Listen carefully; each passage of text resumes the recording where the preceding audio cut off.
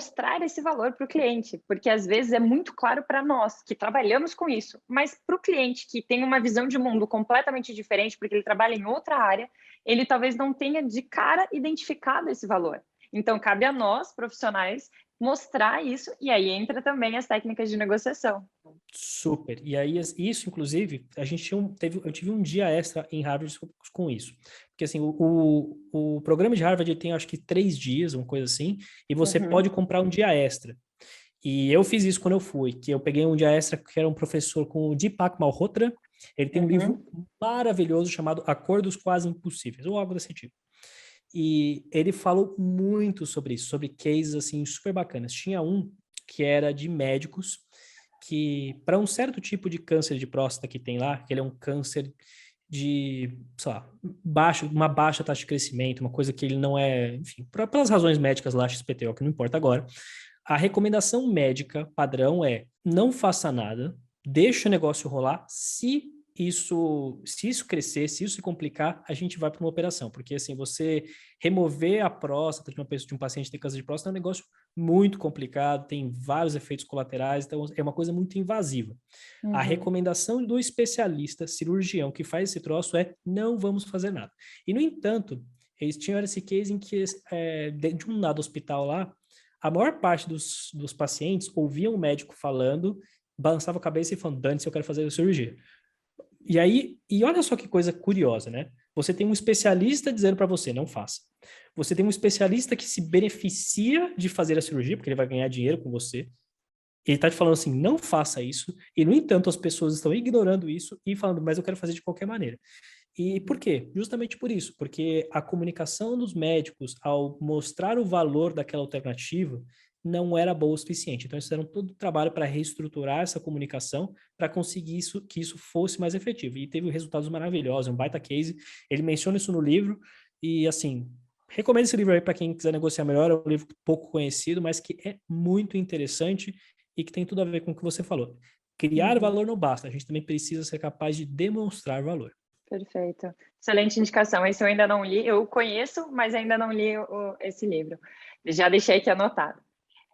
E fazendo um link com isso que você disse, por isso que eu trabalho muito esse tópico aqui no canal, que é não tem como falar de negociação, resolução de conflitos, mediação, sem falar de comunicação, porque a comunicação é a base, é o que vai fazer essa ponte, porque muitas vezes a gente tem clareza, mas não consegue passar isso para outra parte.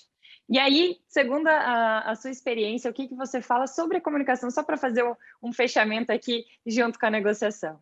Comunicação é uma coisa grande, assim, então eu diria assim, para ser super sintético, tenha clareza de com quem você está falando, porque isso impacta Uhum, dramaticamente a maneira como as pessoas vão perceber. Uma coisa é você falar sobre maquiagem com a sua esposa, com seu pai ou com a sua filha.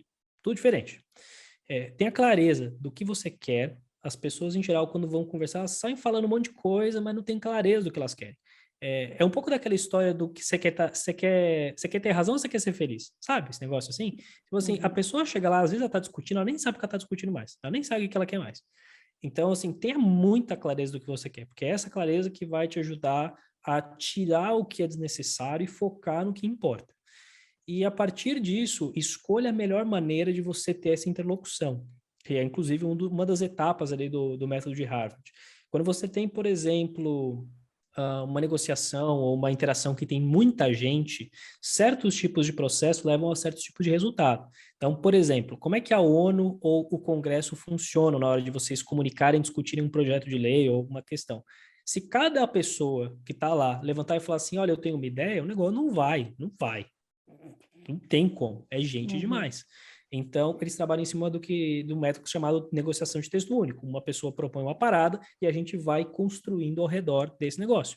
Então, hoje aí para quem tem muita gente em home office, já percebeu que reuniões online, elas não funcionam tão bem para certas coisas.